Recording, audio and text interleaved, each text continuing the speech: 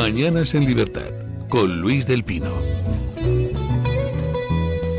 Bueno, pues son las 8:43 minutos, 7:43 en las Islas Canarias, y empezamos nuestra tertulia de lujo hoy con don Xavier Orcajo. ¿Qué tal? Buenos ¿Qué tal días. está usted? Muy bien. Don Julio Ariza, ¿qué tal? ¿Cómo está usted? Pues bien. ¿Está repuesto ya? Ya ¿Recuperado? repuesto. Ya somos jóvenes y la juerga nos gusta y nos recuperamos fácil, usted y yo. Don Iván Vélez, ¿qué tal está usted? Pues nada, encantado de estar aquí de nuevo. Bueno, hoy tenemos dos noticias especialmente interesantes. Bueno, hay muchas, pero dos especialmente interesantes. La primera, pues la encuesta que trae El Mundo de que el 70% de los españoles apoya las medidas propuestas por Vox de expulsión de inmigrantes ilegales. Y se trata de un apoyo bastante transversal. Los votantes del PP y de Vox, por supuesto, muy mayoritariamente lo apoyan, pero es que también más de la mitad de los electores socialistas apoyan esas medidas de Vox. Y estamos viendo cómo se ha liado en Torre Pacheco, pues una bastante gorda a raíz de un episodio enormemente preocupante, que es esa paliza a un anciano de 68 años por un grupo de magrebíes que le apalizan por diversión. Y a raíz de eso, pues se ha montado una importante en el pueblo. Parece que ya han detenido a dos de los protagonistas de la paliza y que el principal responsable pues ya está identificado, pero aún no ha sido detenido. Quizá esas detenciones pues contribuyan a cambiar un poco el panorama. Pero ¿a ustedes les sorprende esto del 70% de apoyo? No, a mí no me sorprende en absoluto, porque la encuesta lo que pregunta es por la expulsión de los ilegales, de los inmigrantes ilegales. ¿Y dónde está la sorpresa? Es que yo de verdad llevo años con esta cantinela, porque son temas ya muy recurrentes. Inmigración ilegal, bueno, es que la propia expresión ya te dice lo que hay de fondo, ¿no? Es decir, gente que ha entrado pues no precisamente por la puerta, ha entrado por la puerta de atrás, por decirlo de otro modo más metafórico, y lo que hay que hacer es regularizarlo, pero no regularizarlo dando papeles como si fuera el premio a una especie de prueba que hay que superar, que es pues jugarte la vida en el estrecho o pagarle a las mafias y luego amortizarlo por la vía de la legalización, sino estableciendo unos filtros, como toda nación política debe tener, llamados fronteras, con control de los flujos de la gente que los atraviesa y nada más. Vamos, esto es tan viejo como el mundo. Tan viejo como el mundo. Esto es algo que se pierde en la noche de los tiempos. El fenómeno de la emigración y de la inmigración, ahora disuelto con el término migración, que siempre me remite un poco a las aves, ¿no? A las aves migratorias, ¿no? Pero vamos, que los españoles quieran que los inmigrantes ilegales salgan de España me parece de lo más lógico, ¿no? No hay poco que comentar, creo yo. No es para nada sorprendente. Yo creo que esta es una encuesta que la vivimos todos en el mundo personal. Cuando preguntas allá donde vas, pues no solo en España, hay una corriente internacional y muy importante. El otro día el Parlamento griego aprobó que todos los inmigrantes ilegales pues que llegasen serían devueltos. Hubo bronca en el Parlamento, sí, pero ya lo tienen aprobado, con lo cual los griegos, que tienen una posición como la nuestra difícil, ya bloquearon con sus barcos militares lo que llegaba de Asia, y ahora les queda lo que les llega de África, y eso lo quieren devolver, tal cual llegan, son devueltos. Eso es lo que se aprobó. Y bueno, pues hay países como en Italia han conseguido algo estupendo. En Italia lo han conseguido con un BOE, con una ley que dice, oiga, si usted es ilegal no tiene derecho a ningún tipo de ayuda pública. ¿Qué ha pasado? Es disuasorio eso. Porque se han buscado otro país, ¿no? Y probablemente algunos de esos estén ahora con nosotros.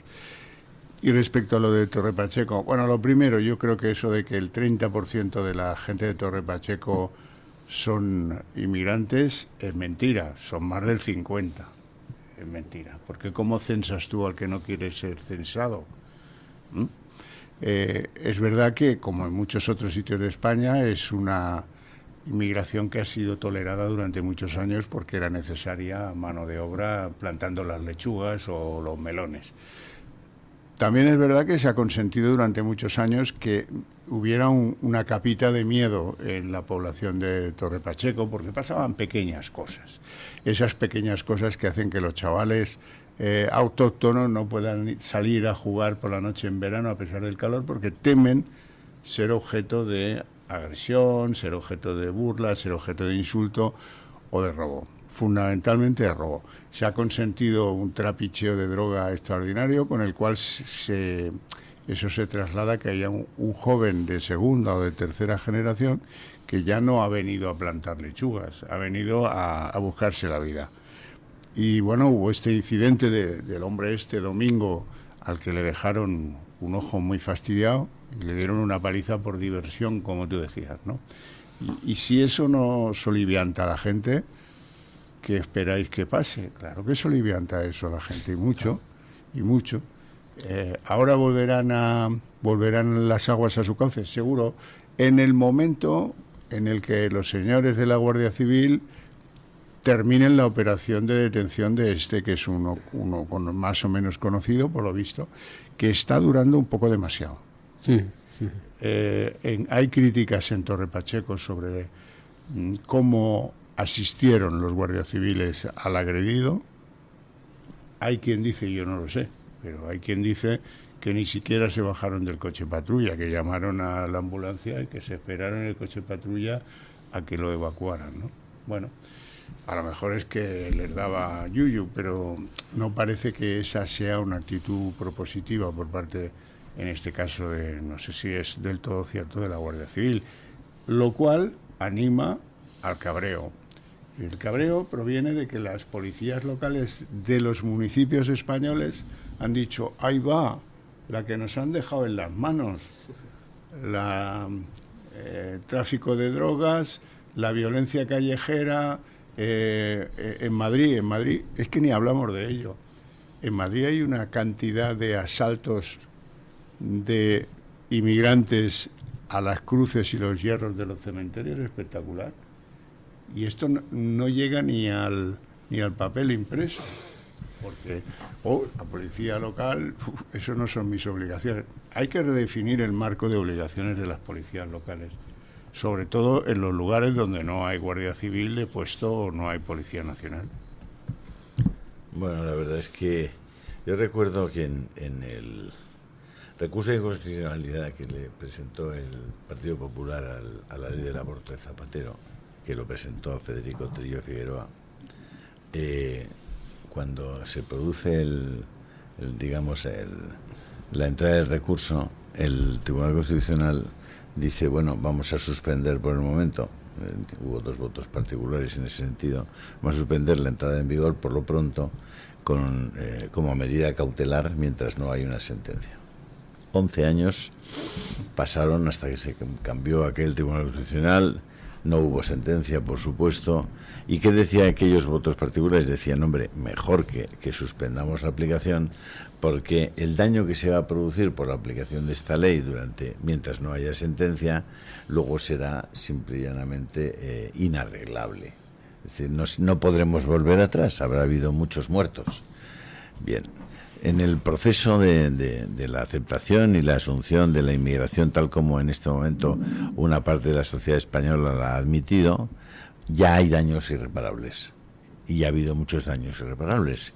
Esa chica que violaron el otro día es un daño irreparable, ese hombre al que le han pegado una paliza es un daño irreparable, pero como ese, miles y miles de personas que ya han sido afectadas por ese daño irreparable, como ya hay personas que han sufrido el daño irreparable de la aprobación de la ley del sí es sí, porque ya ha habido presos que han salido en virtud de la aplicación de esa ley y ya han cometido de nuevo delitos semejantes.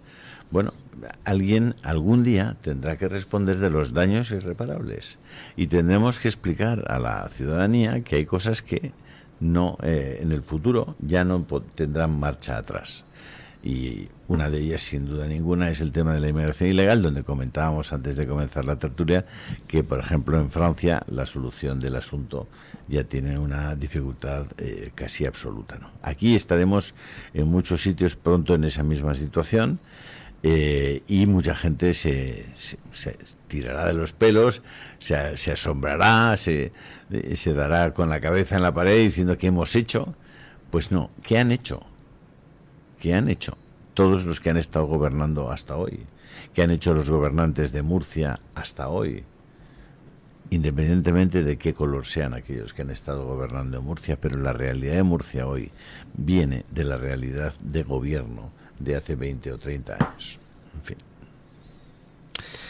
Bueno, vamos a ver si efectivamente se calman los ánimos con la detención de los responsables del hecho que da origen a todo el tema, pero al hilo de la encuesta del Mundo que comentábamos, de que el 70% de los españoles, incluido el 57% de los votantes del PSOE, respalda la propuesta de Vox de expulsar a todos los inmigrantes ilegales, al hilo de eso me gustaría reflexionar sobre los mensajes que se están lanzando en los medios progres, porque en los medios progres siguen a piñón fijo con la cantinela de la extrema derecha, por Dios, cogen y aprovechan el tema para organizar disturbios racistas, patatín, patatán. Yo creo que no se dan cuenta de que el chip ha cambiado en la sociedad y de que ese tipo de mensajes lo único que hacen es alejarles a ellos, a los medios progres, de la sociedad. La sociedad percibe unos problemas y tú no le puedes decir a la gente, ¿es usted un fascista? Oiga, no soy un fascista, soy un señor que quiere que su hija pueda salir a la calle por la noche sin que la violen, la atraquen o la apalicen. Si eso es fascismo, pues mire, será que me he hecho fascista. Tú no le puedes estar lanzando a la sociedad mensajes de que te importan un bledo sus problemas y de que encima, como ha hecho Irene Montero en un vídeo infame, pues te pones del lado de los que en este caso son responsables del incidente que ha prendido la mecha en Torre Pacheco.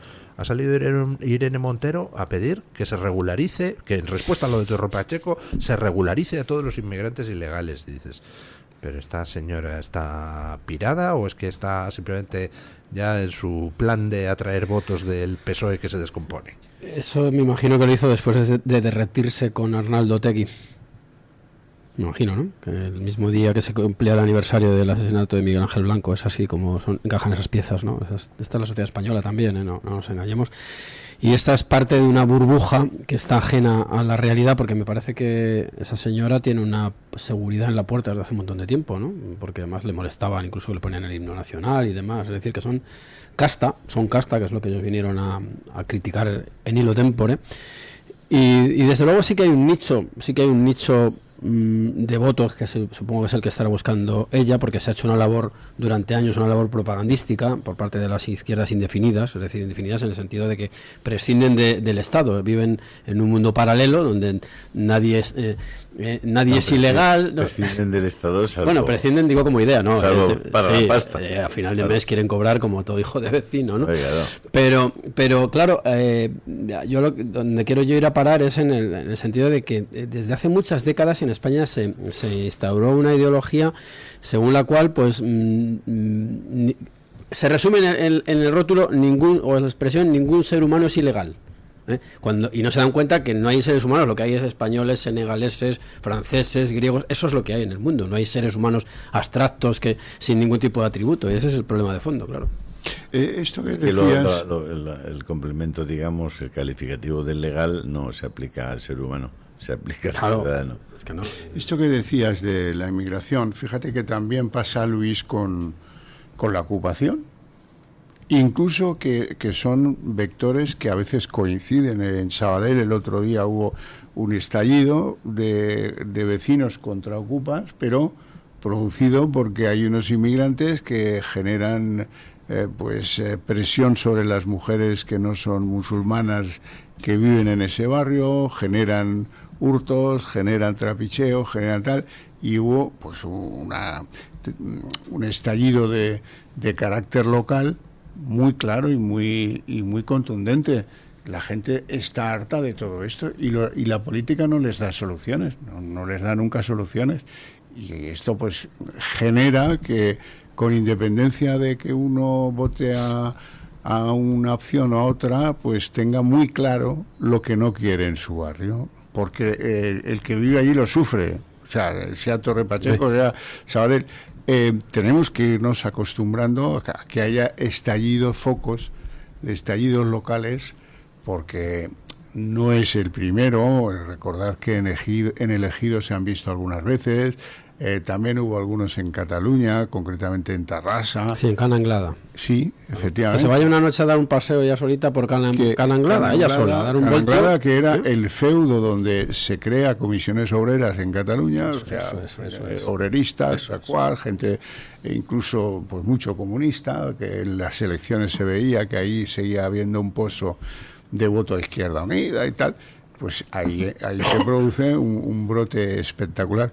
Por cierto, después de la iglesia, en Cananglada, el gran centro social es la Peña Madridista. ¿Cómo lo veis? Bueno, pero ahí hubo un estallido que duró un par de semanas, que fue muy violento, noche tras noche, en el que se planteaba exactamente lo mismo que ahora en Torre Pacheco, que la gente no quiere que esa inmigración produzca problemas de violencia casi diarios, y algunos pues extremadamente graves. El del señor este domingo, pues, que veías la foto y te entraban ganas de ir allí a poner un poco más de orden, ¿no? Bueno, vamos a hacer una breve pausa publicitaria y nos vamos a hablar de una noticia que trae hoy El Español, que curiosamente no es la más importante en el medio, cuando yo creo que es la noticia más importante del día. Cerdán apunta a que Ábalos y Koldo blanqueaban el dinero en Ferraz. Pausa publicitaria, y a ello porque estaríamos hablando de financiación ilegal del partido, vamos, ya con toda claridad.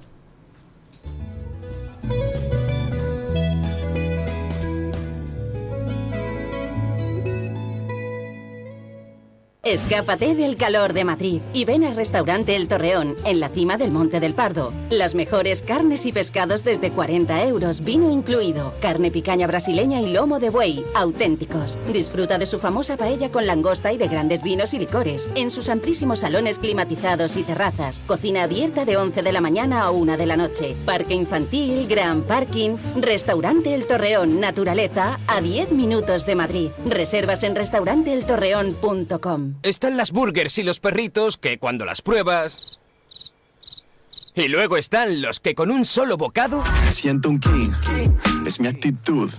Flípalo con la gama de productos del Pozo King App. El Pozo King App. Preparar y reinar. La doctora Iradier, especialista del Instituto de Microcirugía Ocular, IMO, Grupo Miranza en Madrid, utiliza el tratamiento más eficaz para la enfermedad del ojo seco con la nueva tecnología de luz pulsada óptima IPL. Con centenares de pacientes tratados y excelentes resultados, la doctora Iradier es referente en España de esta innovación oftalmológica. Doctora Iradier en IMO, Grupo Miranza. Teléfono 910-783-783. Calle Valle de Pinares Llanos 3, Mirasierra, Madrid. ¿Tu piel ha perdido firmeza? ¿Tus articulaciones están más rígidas? La fórmula de Aminopac contiene aminoácidos precursores del colágeno y vitamina C necesarios para la salud de tu piel, huesos y articulaciones. Dale a tu cuerpo lo que necesita para producir colágeno con Aminopac. Pídelo en tu herbolario o farmacia o visita ahora mederinutrición.com. Encuéntranos en iVoox, Spotify, Amazon Music y Apple Podcasts. Radio Libertad, a un clic de distancia.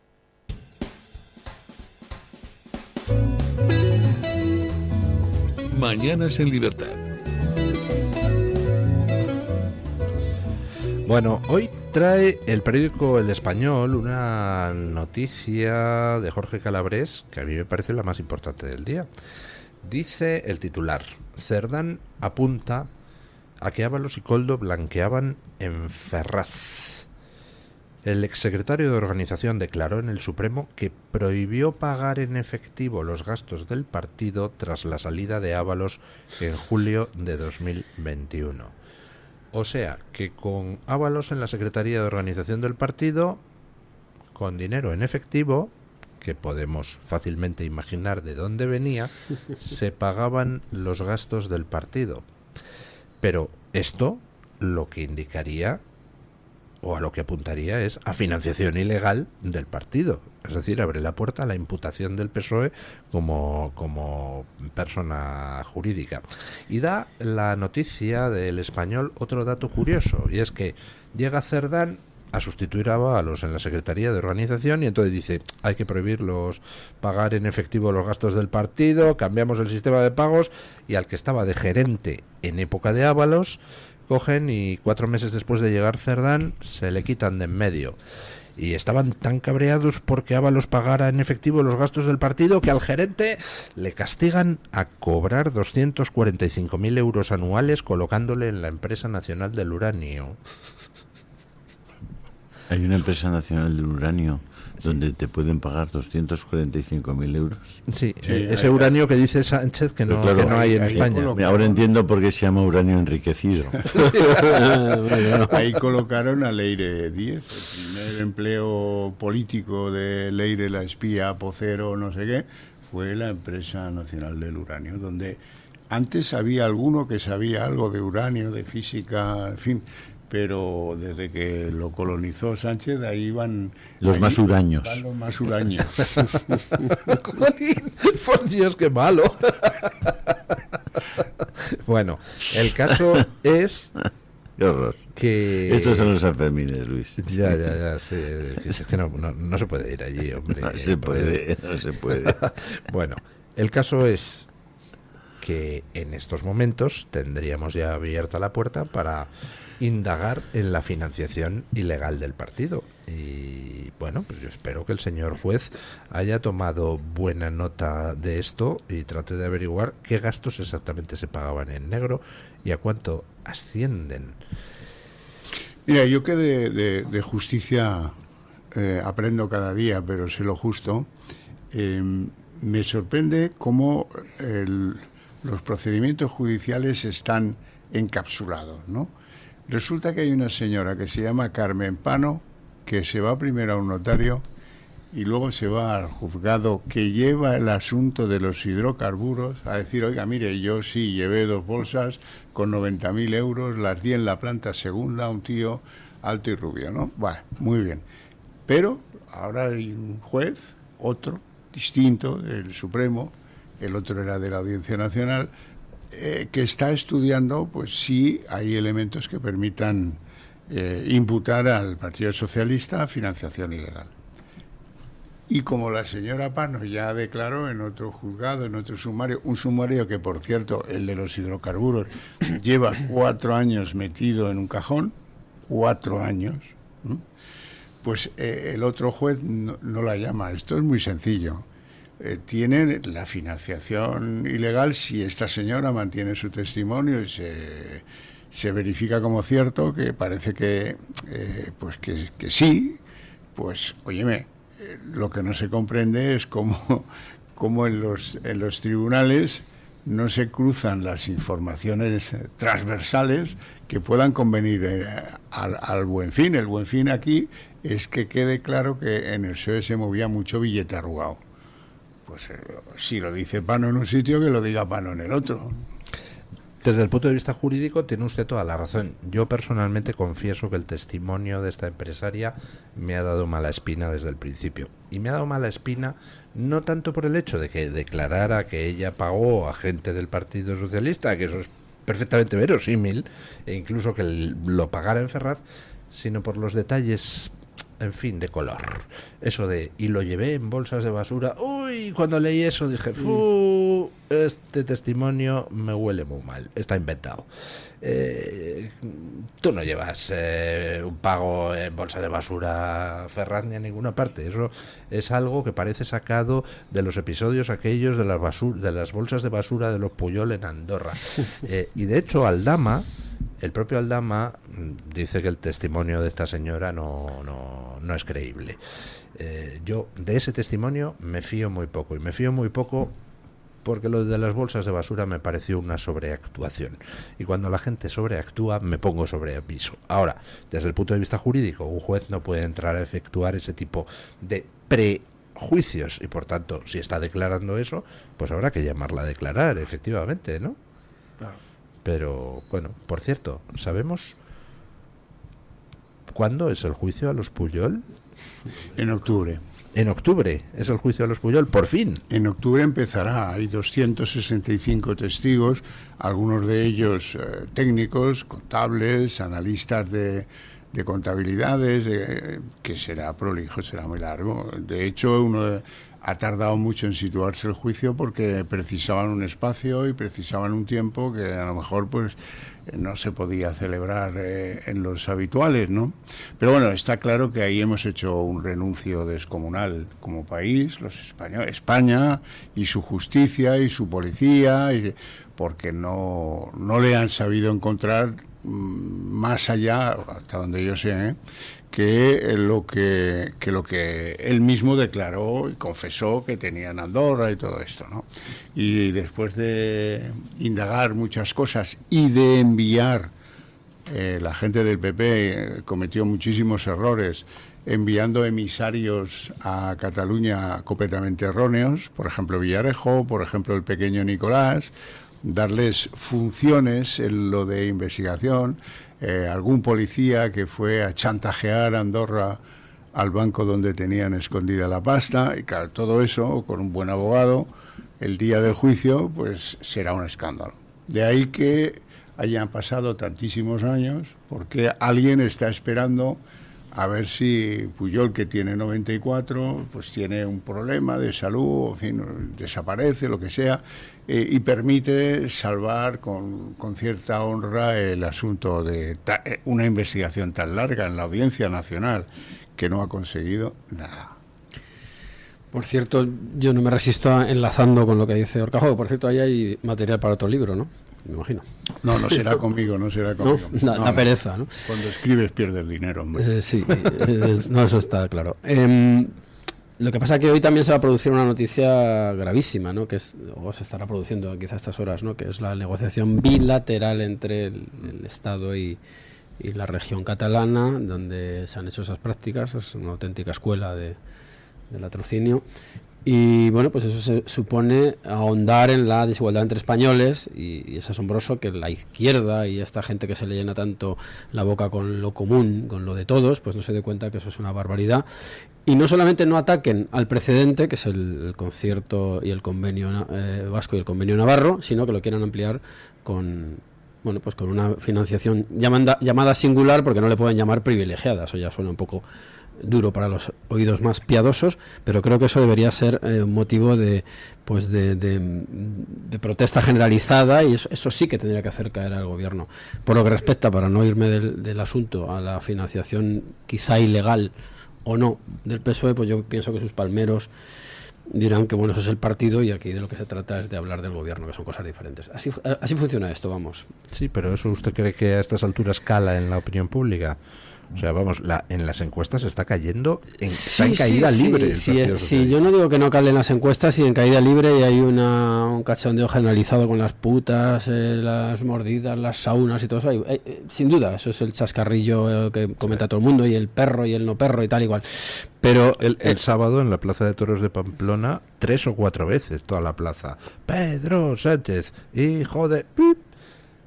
Sí, pero quien tiene que hacer caer a Pedro Sánchez son una serie de facciones que están en el mejor de los casos posibles. La debilidad de un presidente del gobierno al cual le van a sacar todo, todo. Que no es a él, que es al resto, que es a los españoles. Y ese es el problema de fondo.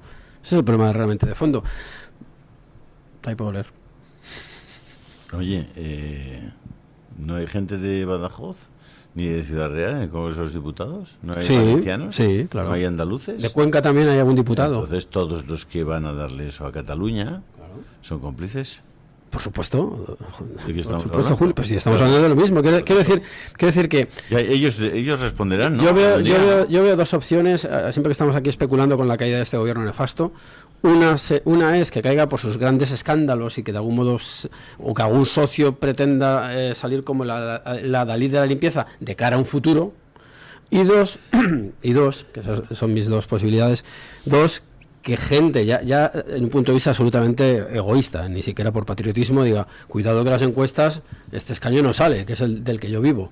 Y la puñalada sea interna, que es donde funcionan todas las puñaladas en política, no nos engañemos. Entonces yo solamente veo esas dos opciones. Lo demás, pues me cuesta trabajo creerlo, sinceramente. Sí, pero van a ser responsables, ¿eh? Sí, no, por supuesto. Cuando el dinero no llegue a Huelva, ni llegue a Castellón, ni llegue a Badajoz o a Soria, a ver qué explican a sus conciudadanos cuando les digan, oiga, pero usted votó esto, usted apoyó a Sánchez y eso permitió que Sánchez pudiera hacer esto. Por eso digo que quizá no lo evitó, no sé. Van a tener que pensárselo bien, ¿no?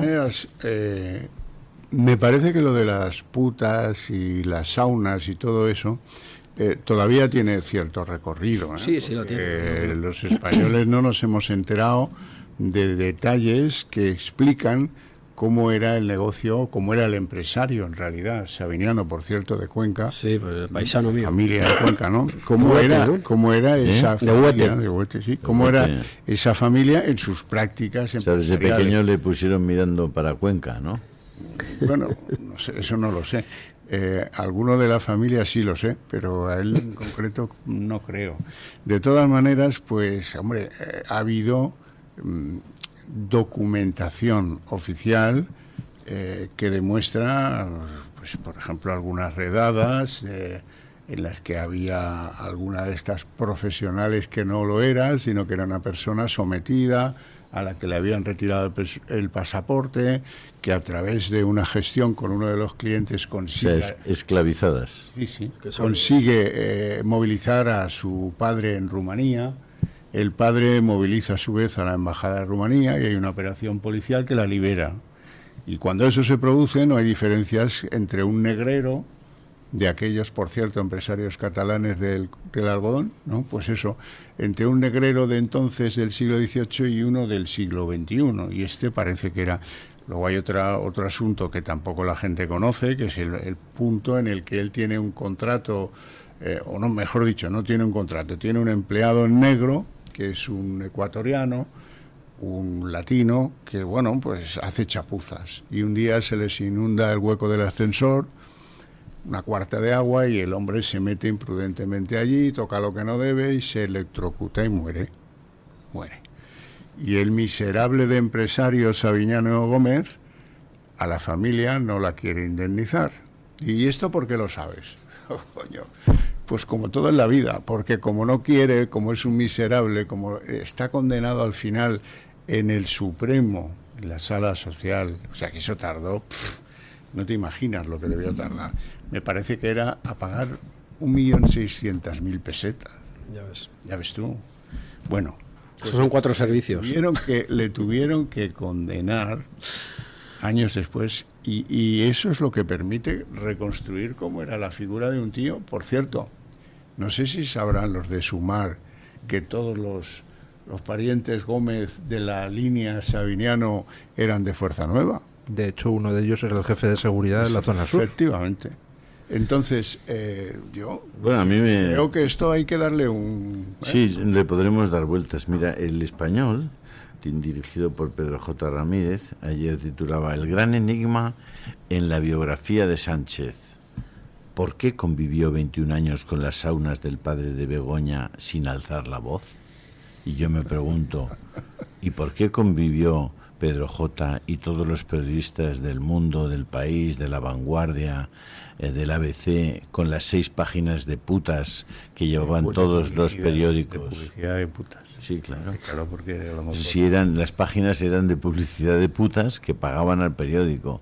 Yo supongo que toda esa gente convivir durante más de 21 años y ganar dinero con el dinero de la prostitución. ¿Conocéis a alguien que alzara la voz todos esos años por las páginas de prostitución de las que vivían y cobraban el sueldo todos esos periodistas tan honrados, tan dignos, sí, oye, de verdad, por favor, mira. Dice Pedro J. Pero aquí se juega. Mira, masajistas diplomadas. Pero el caso es que todo esto que estamos diciendo de las saunas, de la prostitución en los locales, le ha hecho al PSOE empezar a tener una vía de agua en lo que era su caladero tradicional, el voto femenino. El ¿Por PSOE... qué? Porque ya no van a poder ejercer la prostitución. No, porque si tú No, estás vendiendo el mensaje de soy feminista feminista porque soy socialista, y de repente Si lo que van a hacer es prohibir la prostitución y entonces notas que hay una caída en el voto femenino, pues igual son las que pensaban ejercerla y ahora ya no van a poder. No lo creo, yo creo que más bien son las ingenuas que pensaban... ¿De verdad ingenuas? Sí, hombre, sí, hay mucha Así, gente ingenua. o sea que en Podemos no sabían lo que había que hacer para ascender arriba. Las mujeres de Podemos son ingenuas. Pero hablamos del voto socialista, yo no sé, el de Podemos. En el voto socialista teníamos que hay una serie de mantras como que el socialista es el partido del feminismo, etcétera, etcétera, etcétera, que sí que calaban y tenían su influencia en los electores. Bueno, de hecho Ábalos también creo que hay un vídeo por ahí donde se declara feminista, ¿no? Es que Sí, lo que hay que hacer es una genealogía del feminismo, a ver qué significa, ¿no? Es una palabra polisémica. Claro, es que es polisémica como el indigenismo. Vete tú a saber a qué nos estamos refiriendo, ¿no? Perdón. No, que Ábalos, el vídeo es delicioso porque dice él, soy feminista porque soy socialista. Sí, es una relación unívoca sí. que se dice en estos casos, ¿no? Bueno, pues muchísimas mujeres que sí que han creído ese mensaje, ahora de repente ven que todos los que decían eso, pues eran una panda de puteros, entre otras cosas. O sea, y se repartían las mujeres como quien se reparte unas cartas en conversaciones telefónicas. No, la Carlota, que se enrolla muy bien. No, pues la colombiana nueva y tal. Y de hecho lo que se está percibiendo, según el CIS de Tezanos, es que el PSOE ha perdido en un mes la cuarta parte de sus electores. Y ese descenso es particularmente acusado entre las mujeres. 1/3 de las mujeres que votaban al Partido Socialista ya no le van a votar. Eso es demoledor. No me parece mucho, pero bueno. No, a mí tampoco me parece mucho y supongo que ahora habrá un auge de los cursos de nuevas masculinidades, ¿no? También. Lo digo porque es que es demasiado, ¿no? Quiero decir, es un poco la incoherencia. Un partido que se considera la Dalí del feminismo tiene todo esto dentro. Por cierto, no, hablando de imágenes, no quiero que se me olvide recordar aquella manifestación del 8M con Begoña Gómez saltando y rodeada de ministras. Es que verdaderamente es escandaloso, ¿no? Pero permíteme una reflexión al hilo de esto. De Sabiniano Gómez, algunos llevamos hablando y escribiendo pues más de 10 años. Hasta que no ha entrado al Congreso, y en el Congreso, el otro día lo mete como puede Feijóo, y a partir de ahí se desata una caída de votos. Porque, ¿qué quiere decir? Que antes la gente no leía o disculpaba o no le daba veracidad. No, la caída de votos viene concretamente de la entrega del informe de la UCO. Cuando empiezan a salir esas grabaciones entre Koldo y Ábalos, los mensajes sobre qué y cuáles quieres para este fin de semana y todo eso, ahí es donde empieza. Y sobre eso ya, lloviendo sobre mojado, viene toda la información. Donde quería llegar es al velo que existe sobre la moralidad de los señores diputados o líderes políticos, como queráis. O sea, es que ahora lo saca Feijóo y se habla de líneas rojas. Es que usted le dice la del PNV, por ahí no, no siga usted por ahí. Me recuerda mucho, perdona, aquello del 3%. Cuidado. Retírelo o manda usted la legislatura a hacer puñetas. Sí. Claro, tiene, pero aplicado a la moralidad de esos señores que nos piden el voto, pues todavía es peor, porque dice, bueno, entonces, ¿qué pasa? Ahí nadie había hecho una prospectiva de cómo se ganaba la vida, de qué vivía, cómo consiguió sus propiedades inmobiliarias, ¿no? Dice usted, ¿cuántas hipotecas contrajo? No, bueno, es que yo de mi suegro me lo donó. Vale, estupendo. ¿Y a su suegra qué se dedicaba? Era un capo mafioso, ¿qué hacía, no? Era ingeniero de minas. Ah, bueno, pues entonces no pasa nada. Pero a la que alcanza la condición de congresista, de diputado, no solo ganas el aforamiento, ganas un tupido velo sobre de dónde vienes y quién eres. Bueno, a mí me duele la boca y sigo, ¿no? Me duele la boca de pedir que alguien, Horcajo quizá, hiciera una reconstrucción de la juventud de Pedro Sánchez. Yo creo que hay muchísimas claves que se nos han escapado. Es decir, este señor acaba llegando, es cierto que de una manera muy irregular, aunque ahora se apunta que el quinto viajero del Peugeot podría ser Sabiniano en calidad de financiador, eso están diciendo por ahí, ¿no? Pero estaría bien saber cómo evoluciona el Pedro Sánchez, que tiene desde los 18 hasta los 28, por ejemplo, ¿no? Un margen, una década, a ver dónde se forman esas relaciones que acaba teniendo, porque las tiene, cómo medra, quién paga esa fiesta. Claro. Yo creo que eso habría que investigarlo. Alguien debería hacerlo. Es ineludible que Santos Cerdán le diga al Tribunal de Cuentas, ¿qué quiere usted saber? No, quiero saber la lista de los donantes de la campaña de primarias de Pedro Sánchez. Y se la exigen al secretario de organización del PSOE, el Tribunal de Cuentas. Y el secretario de organización del PSOE, como si oyera llover, no hace caso, no contesta, y ahí se queda el tema embarrancado. Cuando con cualquier otro ciudadano, pues no es así. Así que el telón de acero no solo es de cara a la opinión pública, no solo es autocensura en algunos medios de comunicación, no solo es la protección de uno de los nuestros, de otros grupos políticos, que también de eso hay mucho, lo del PNV que te decía antes, sino que también es institucional. Porque si yo le digo al Tribunal de Cuentas que no le envío las cuentas de mi empresa porque no sé ¿qué me pasa? Pues que me llevan al juzgado y yo tengo que entregar. Ahora, si soy secretario de organización del PSOE y digo no quiero contar quién financió a Pedro, no pasa nada. 3 años y no pasa nada. Mientras tanto pasan muchas cosas, ¿no? Sánchez era, en tiempos, cuando todavía no era nadie en el partido, era uno de los protegidos de Pepe Blanco. Sin embargo, cuando llega a la Moncloa se le quita de en medio a Pepe Blanco, que entonces se dedica a las actividades empresariales en el lobby Acento, ¿no? Hoy trae un medio, yo creo que es The Objective, la noticia... sí, The Objective. La noticia de una grabación que conserva Koldo García. Dice el titular: Koldo García tiene una grabación de José Blanco solicitándole ayuda para una empresa. José Blanco, contactado por The Objective, dice que bueno, que no hay nada raro ni ilegal en eso, que sí, que se interesó por una empresa de un amigo, tal, que estaba marginada en las adjudicaciones, pero claro, la pregunta es ¿y por qué contacta con Koldo García? ¿Qué tenía, qué cargo tenía? Le ha llegado noticia de que la vía buena para acceder a las obras es Koldo, ¿no? Claro, pero Koldo no tenía ningún cargo en el ministerio, ¿no? No, claro, ninguna, pero... No. Con lo cual, pues, en fin... Magia. No sé, ¿Pepe Blanco necesitaba autorización de Koldo para hablar con Ábalos? No lo creo. Luego, entonces, quien repartía era Koldo, no era Ábalos. Es muy interesante esa vertiente. ¿Y quién grababa también? ¿Y quién grababa también? Estaba resabiado ya desde el principio Koldo, ¿no? Si tuviera aquí a Ketty Garat se lo preguntaba. ¿Quién narices, de dónde sale esta noticia? Porque da todos los detalles.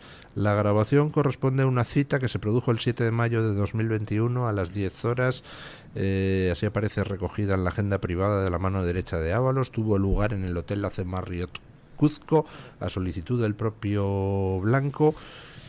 ¿Dónde está esa grabación y cómo lo sabe The Objective que esa grabación existe? ¿Se ha ido de la lengua Koldo? Ketty Garat lo que dijo, ¿o está en el sumario? Lo que dijo Ketty Garat, creo recordar, es que había 4 bombas, metafóricas evidentemente.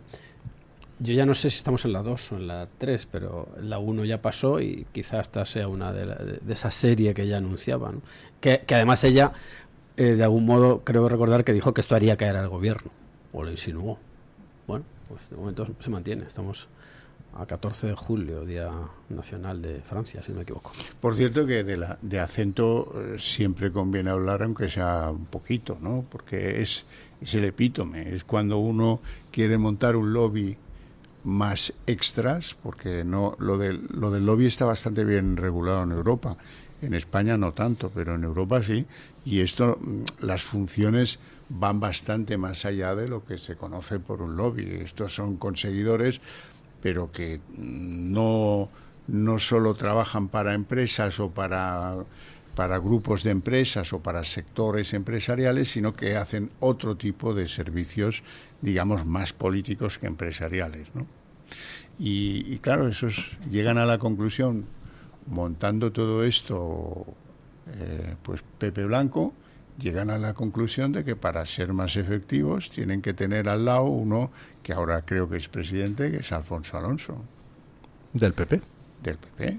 Y ahí trabaja, o trabajó hasta hace poco, no lo sé, un hijo de González Pons. Así es. Y claro, entonces ahí... Y algunos ex dirigentes socialistas como Elena Valenciano. Donde no llego yo, llegas tú. Ese es un poco el logo. El partidismo. El logo de la empresa. Bueno, hacemos una pausa publicitaria y nos vamos a hablar de cómo pasa el tiempo. Parece mentira, pero ayer se cumplía un año del intento de atentado contra Donald Trump. Pausa y a ello.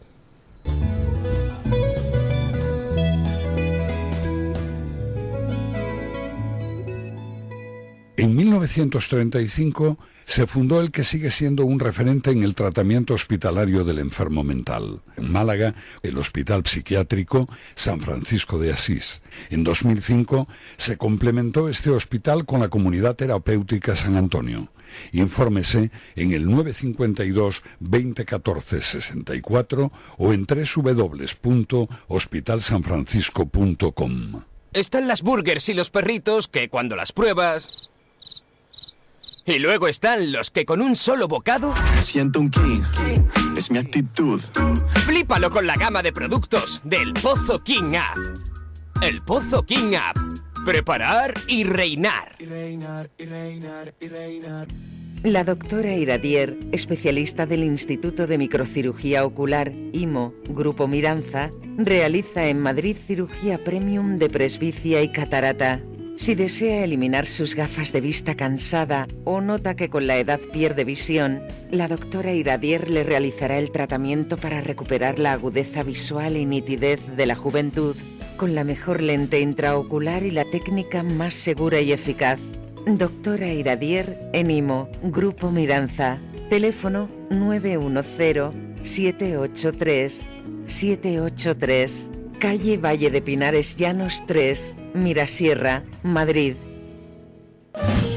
El restaurante El Torreón está de moda. Vende copas a sus 7 terrazas al aire libre en la cima del Monte del Pardo. O disfruta platos como la auténtica carne picaña brasileña. Y los mejores pescados y carnes como el lomo de buey auténtico. Cocina abierta de 11 de la mañana a 1 de la noche. Disfruta de su famosa paella con langosta y sus 7 amplísimos salones climatizados. Grandes vinos y licores. Fantástico parking. Reservas en restauranteeltorreón.com. El plan más refrescante del verano. Búscanos como Radio Libertad en todas las plataformas y únete a nuestra comunidad. Mañanas en Libertad, con Luis del Pino.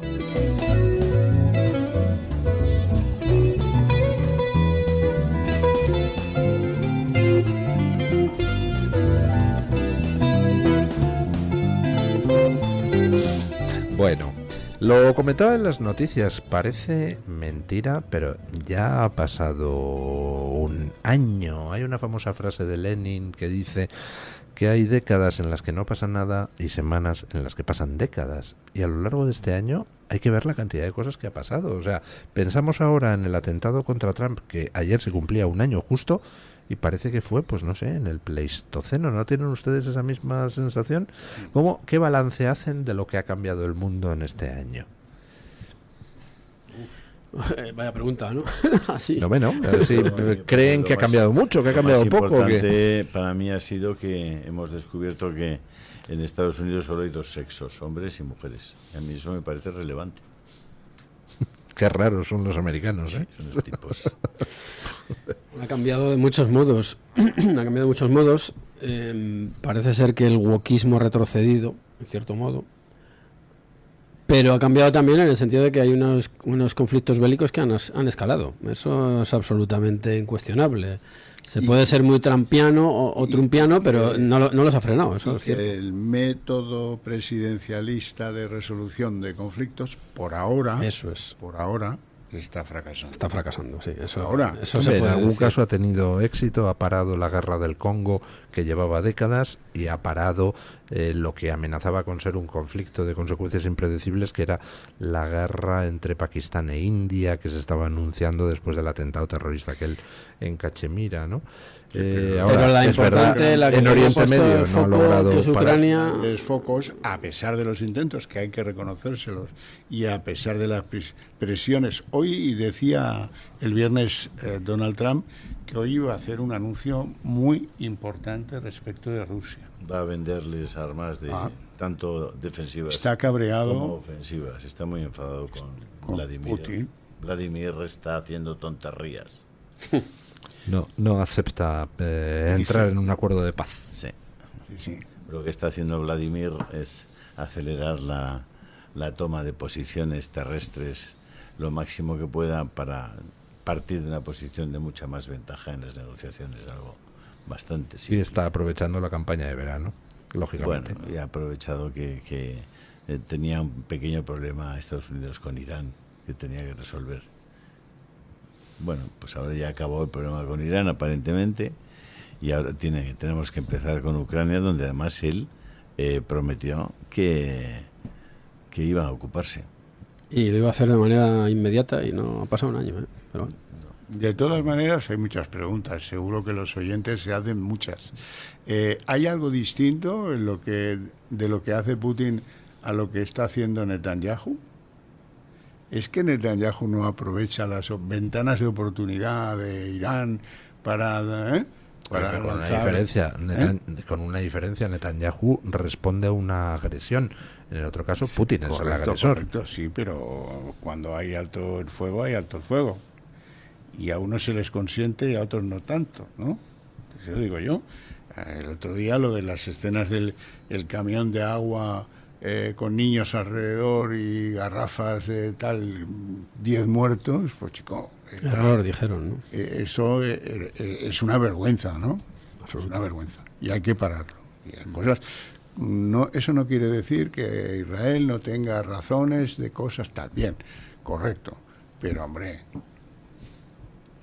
a veces hay personajes que cuando huelen la sangre se chiflan y no atienden a más razón que a más sangre. Y no son capaces.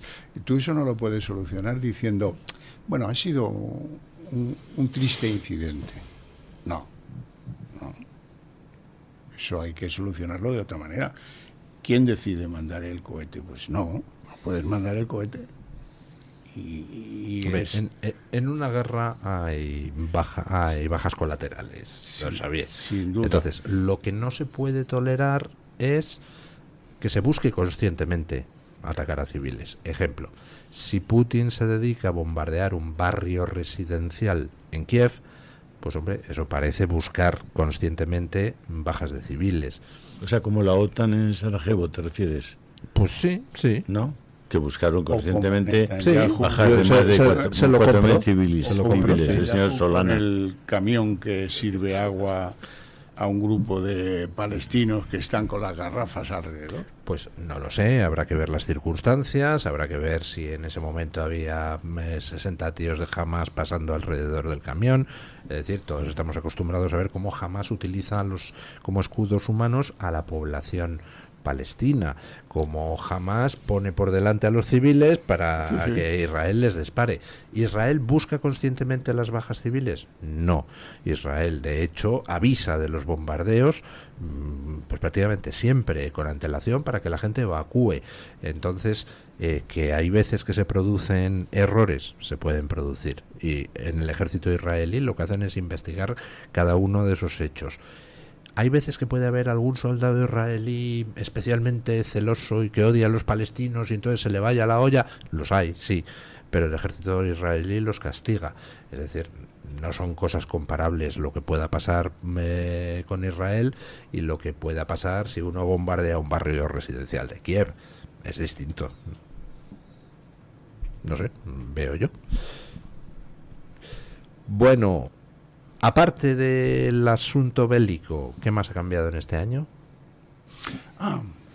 Bueno, hombre, en materia económica todo se ha vuelto muchísimo más incierto por culpa del tema de los aranceles. Todo es incertidumbre en ese asunto. todavía no sabemos cómo va a acabar ni qué efectos va a producir. Hombre, ha cambiado algo importantísimo, que es el liderazgo de la Iglesia Católica, que había sido durante décadas probablemente una luz y una voz importantísima en torno a una concepción antropológica del hombre, de la vida, de la libertad, y eso ha cambiado radicalmente desde mi punto de vista. Yo creo que con la elección del nuevo Papa, dice usted. Sí, yo creo que sí, que parece que tenemos un nuevo periodo en el que se va a desterrar la confusión en muchas materias y donde la Iglesia puede de nuevo ser un referente moral y una luz para que el mundo recupere una forma de ver, de comprender la paz y la relación entre todos, ¿no? Creo que es muy importante lo que ha pasado en la Iglesia y que va a tener muchas consecuencias. Yo espero que positivas, que muy positivas. O sea que usted hace una valoración positiva del nuevo Papa hasta el momento. Sí. Yo de sus obras, de sus hechos, de sus palabras hasta hoy, es evidente que hay algunos hechos que me hubiera gustado ver, que todavía no he visto, espero verlos, pero hasta hoy, desde luego, tengo la mejor de las opiniones. Parece que este Papa fue Papa desde el primer segundo de su pontificado. Y tengo cierta o bastante esperanza en que pueden cambiar muchas cosas, ¿no? Y luego en un año hemos podido ver, en tan solo un año, hemos podido ver grandes milagros locales. Por ejemplo, el de Milei. Por ejemplo, el de Meloni en Italia. Son espectaculares. Meloni en Italia ha hecho una cosa económica que tiene un valor extraordinario. Se ha vendido participaciones de empresas públicas que eran del Estado italiano para pagar deuda. Fijaros lo que lleva eso detrás filosóficamente. Pues es alguien que debe pensar que endeudarse no es bueno. Hoy en día, gracias a esos grandes gestos, el bono que pagan los italianos es por primera vez en décadas más barato que el que pagan los franceses. ¿Ah, sí? Sí, y eso se produce porque pues el inversor ve, este es un país más serio que Francia está como España en endeúdate, que esto luego no lo va a pagar nadie, y hay otros que toman otro tipo de decisiones, y eso les gusta y por lo tanto lo premian en prima de riesgo y lo priman con lo que puede endeudarse Italia con sus bonos a un precio más barato en los mercados. Y eso ha pasado tan solo en un año. Antes hablaba de lo de los inmigrantes, pero esta señora Meloni es la que ha puesto una frase en Italia de la que habla todo el mundo, que es: la ciudadanía italiana no se regala. Yo creo que eso es una declaración de principios que a mí me ha gustado oír. Me parece estupenda. Ella ha ganado un protagonismo en Europa brutal. Y lo de Milei no es cualquier cosa. Que darle la vuelta a una economía que estaba putrefacta, a un país donde se mataba fiscales, donde la política era un desastre, y ahora encarrilarla como la ha encarrilado en tan poquísimo tiempo Milei, para mí me parece dos milagros. Y en ambos casos pues se ha actuado allí donde hay que actuar, que es reduciendo el gasto público innecesario. Que no hay trampas al solitario. Claro. Sí. Bueno, yo por añadir a la lista de cambios, ¿no? Y quizá también habría que hablar un poco de lo que ha pasado en Alemania, ¿no? Esta especie de frente común, que es una especie casi de réplica de lo que ha ocurrido en los últimos años en Francia contra AfD, por ejemplo. Yo creo que eso también es algo sintomático de lo que ocurre en Europa, que es esta especie de tensión que hay entre formaciones, podemos llamarlas globalistas, y formaciones patrióticas. Creo que eso también es un elemento de tensión digno de análisis, si estamos hablando un poco de lo ocurrido en el último año. Bueno, hay cosas que están cambiando, y una de ellas es que Tellado hoy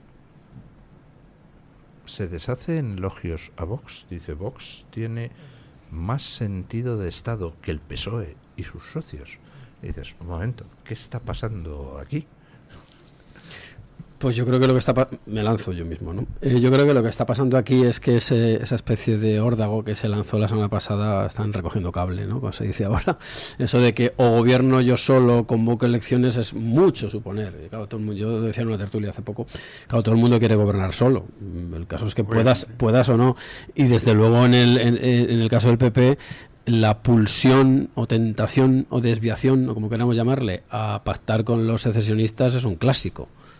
Entonces ya no es el problema de que saquen o no saquen mayoría absoluta, que yo creo que no lo van a sacar, sino que está por ver que ellos convocaran otras elecciones pudiendo hacer algún enjuague con Juntos por Cataluña, a los que no atacan en absoluto, los tratan como en exquisitez, o pues con el PNV, aunque el PNV ahora con esta especie de salpicaduras que están apareciéndole, quizá le convenga agarrarse al PSOE un poquito más.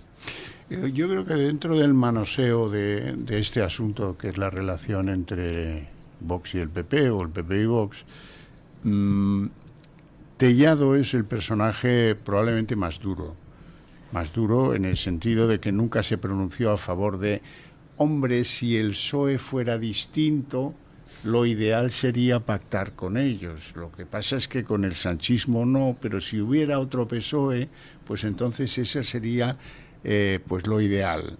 Fue Rajoy el que lo explicó con detalle. Sí. Feijóo ha hecho alguna declaración también parecida, pero bueno, pues a lo mejor Tellado, no lo sé, pero a lo mejor Tellado está en una tesis un poco más. Es la segunda vez que dice esto de que Vox tiene más sentido de Estado que, lo cual no deja de ser una obviedad, ¿no? Bueno, no le daría más valor que eso. En cambio, a lo que sí le daría valor es a lo que hay psicológicamente detrás de un líder político que confunde los deseos con las realidades. Y hablo de las mayorías absolutas, ¿no? No, es que si ahora hiciéramos elecciones tendríamos mayoría absoluta, ya. Y yo, si me pareciera Robert Redford, ligaría más, ya. Todavía más. Pero, oiga, vamos a ver, ¿usted conduce? ¿Qué conduce? Yo conduzco un camión, vale. Pues no puede conducir como Fernando Alonso, porque usted conduce un camión. Y usted tiene que... Estas ensoñaciones son perversas, porque embalan a la gente en ideas que no son ciertas. ¿Qué dicen las encuestas? Que usted coja la más beneficiosa para sus siglas políticas me parece lógico. Ahora no me explique sus sueños, porque son bonitos, pero son húmedos, ¿no? No son ciertos. Así es. Y luego además yo añadiría algo que todo el mundo conoce. El PP ya ha tenido varias mayorías absolutas. No ha tocado nada del sistema, de la democracia que nos hemos dado, según reza la propaganda oficial, ¿no? No ha tocado nada. Los privilegiados lo han sido más, los Paganinis lo han sido más, las leyes ideológicas del PSOE no se han tocado en absoluto, y esta es la experiencia que tenemos. Cosa, Iván, que fue esterilizar a la mayoría social de derechas, que había salido repetidamente a la calle, absolutamente apasionada por combatir las leyes del zapaterismo, las leyes educativas, sobre todo la ley del aborto, etcétera, etcétera. Y cuando llegó Rajoy, lo que hizo es desactivar, esterilizar, anestesiar a toda la derecha política, que ya no volvió a abrir la boca, ni salió a la calle, ni hizo nada. Con alguna puñalada trasera. Además o sea, que no se hizo desde un salón mirando la ventana. Y ahora parece que la idea, pues, que tienen en el Partido Popular sigue siendo la misma, ¿no? Es decir, el tocar lo mínimo posible. El otro día le acusaba el propio Rufián a Feijóo, le decía, bueno, pero usted se ha manifestado contra todos estos, contra Bildu, contra el PSOE, contra Esquerra o tal, pero qué raro que usted no haya dicho nada de Junts. Claro, no dijo nada. Y el 155 que aprobó Rajoy, pues hombre, no sé, eso es de risa, ¿no? Y luego, por otra parte, Rufián, que es uno de los pícaros más conspicuos de la actualidad, le dijo algo que es cierto, no podemos negarlo. Dice, usted va a revertir, en realidad no puede, que decir, no puede desamnistiar a los amnistiados, pero ¿va a desmontar todo el andamiaje de la amnistía? No. Y es así. Y no va a recuperar los delitos que se han borrado ajustados a las necesidades del golpismo por parte de Sánchez. Ese es el PP, lo demás es una auténtica fantasía. La gestión, esas cosas, ¿no? Esos mitos. Ya ves tú. Bueno, vamos Viva a ver San Fermín. cómo evoluciona. Hoy es el pobre de mí. Hoy es el pobre de mí. Hoy es el pobre de mí. Vaya por Dios, ya hasta el año que viene. Pobre de mí, pobre de mí, se han acabado las fiestas de San Fermín. Aquí donde lo ven ustedes tan serio. Sí. Le llevas a Pamplona y se vuelve medio loco. Y se vuelve completamente animal de cresta roja. Completamente, me vuelvo requeté. Bueno, pues yo creo que invocamos a nuestros compañeros para que... dentro de un poquito. No, todavía no invocamos. Bueno, ya a anuncio nuestros... que en mi canal de WhatsApp colocaré el vídeo de Don Luis del Pino No se atreverá bailando Quiero ser una chica yeye o algo parecido.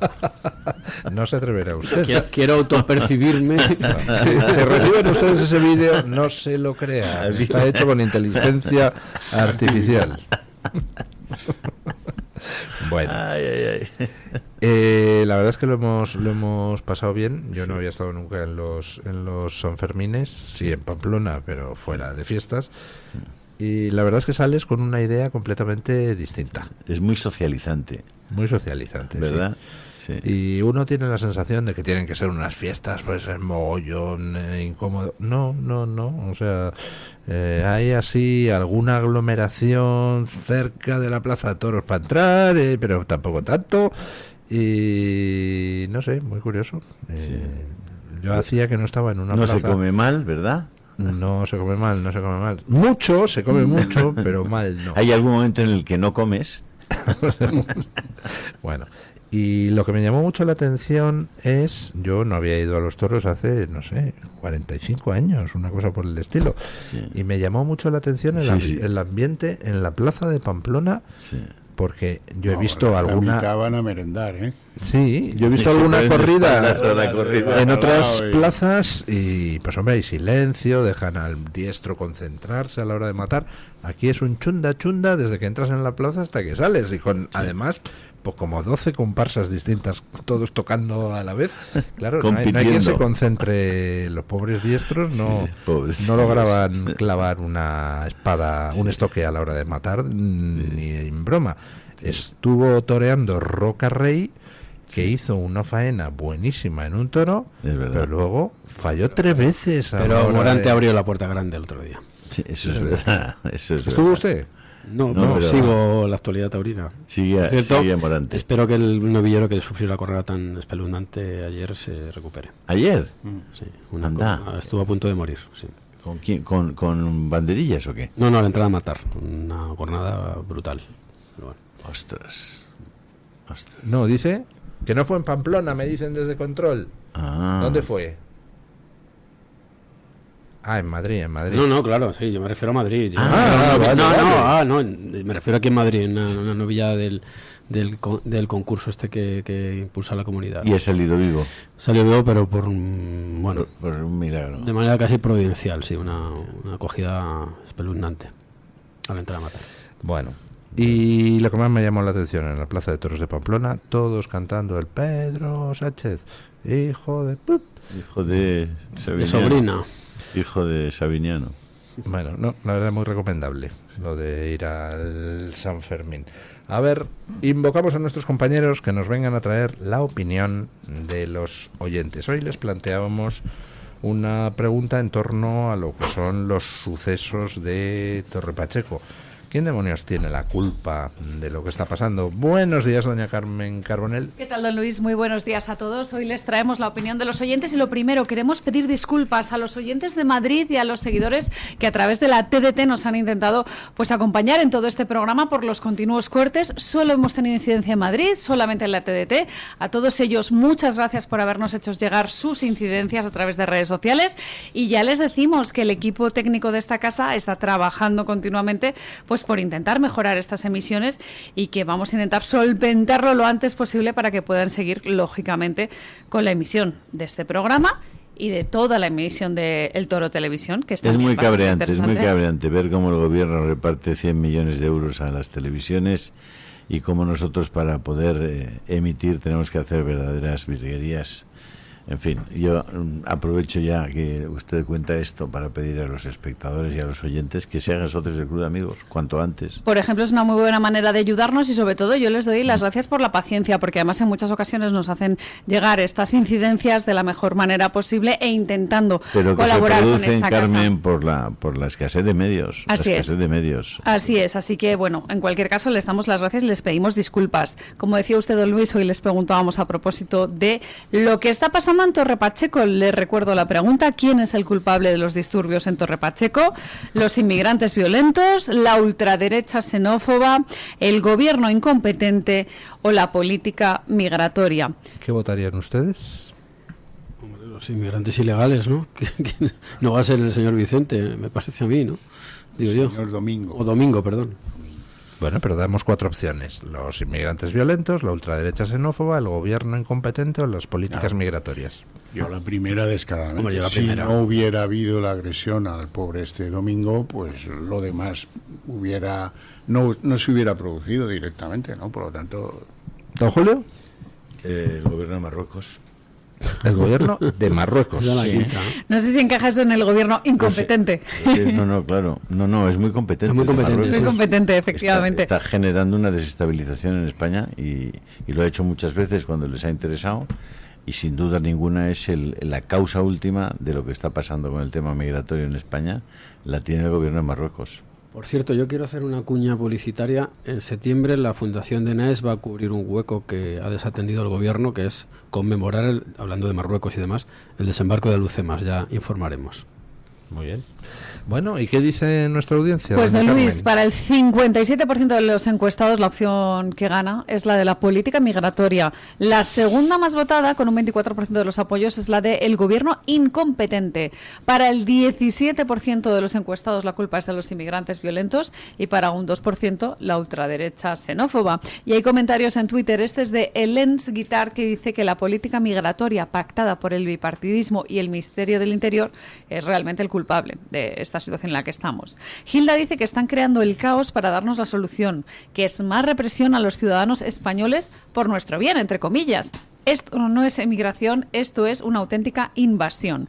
En las publicaciones de YouTube, Tony DR1073 dice que la incompetencia del gobierno, que traduce una política migratoria lamentable, introduciendo en España personas sin ningún historial, documentos e información sobre ellos, hace que terminen cometiendo delitos. Y nuevamente la incompetencia del gobierno, que no actúa contra los delincuentes, es el motivo por el que hemos llegado hasta aquí, por el buenismo y la laxitud del sistema penal. En el chat de YouTube, Antonio Pérez Herrera dice que el responsable y culpable es el gobierno incompetente, que incumple la política migratoria y alienta la inmigración ilegal. Y termino con un comentario de Ado, que es nuestro comentarista favorito en el chat de YouTube. Dice: la hipocresía de esta gentuza también molesta. Los que van dando clases de ética y proponiendo leyes para abolir la prostitución, refiriéndose precisamente a cómo se da golpes de pecho el Partido Socialista cuando ve estos terribles casos como los de Torre Pacheco. Bueno, hay un artículo en el canal de WhatsApp, en mi canal de WhatsApp, que recomiendo, de Taleb Ali Salem, sobre el tema de Marruecos y su política migratoria y su presión sobre la política española, que no tienen que perderse, hablando además del tema saharaui, que es uno de esos temas que estamos olvidando, pero sobre los que habría que poner de nuevo el foco lo antes posible, porque lo que está haciendo Marruecos con los saharauis, en fin. ¿Qué les ha parecido a ustedes esta escalada de presiones de Marruecos, donde cierran la aduana comercial de Ceuta y Melilla, a los 2 días le ponen una carta a Feijóo diciéndole ojito con lo que dices del Sáhara? Y reabren los comités de promoción de Ceuta y Melilla marroquíes. Sí. Bueno, yo creo que Marruecos tiene el proyecto del Gran Marruecos. Ojo con el Gran Marruecos, porque el Gran Marruecos, el más grande de todos los grandes Marruecos, incluiría parte de la península. Lo digo porque ellos se reclaman herederos de los almorávides, que esto nos puede parecer muy lejano, pero que cala hondo, como todas las naciones tienen sus mitos. Y ellos han olido, son conscientes de la debilidad de Sánchez, del cual saben, al parecer, cosas, y ya avisan a la posible alternativa o alternancia, mejor dicho, que sería el PP. Entonces ellos tienen el proyecto de Ceuta y Melilla. Resulta muy interesante el que Marruecos se ponga ahora a lanzar cartas a Feijóo. Eso quiere decir que prevén que el fin de Sánchez está cerca, porque si no, no tiene sentido que a 2 años vista le manden a Feijóo ninguna carta, ¿no? Eso es verosímil, pero yo quiero añadir eso, que Ceuta y Melilla están siendo, esto lo dice mucho Sergio Redondo, continuamente en Ceuta, están siendo marroquinizadas. Y es una estrategia muy vieja que estamos viendo allí, por una especie de avalancha, si se quiere, incluso los túneles que se han descubierto, el juego que hay con las aduanas, pero que luego en lo que es en la península lo que ahí tenemos es una serie de focos, ¿no? Entonces esto es algo que los partidos que se digan realmente nacionales tendrán que establecer una estrategia clara y nítida con respecto a Marruecos. Bueno, don Iván Vélez, muchísimas gracias. Gracias a usted. Ya nos informará usted de sus actos en conmemoración del desembarco de Alhucemas. Pues ya adelanto que serán en Algeciras el 5 de septiembre. Don Julio Ariza, ya nos hará usted una crónica de su paso por Pamplona. De su paso por Pamplona. Don Xavier Cajo, le seguimos esta tarde Muchas en Redacción Abierta. Muchísimas gracias por estar aquí. Hacemos una pausa publicitaria y nos vamos pues a ver qué va a haber hoy en Dando Caña.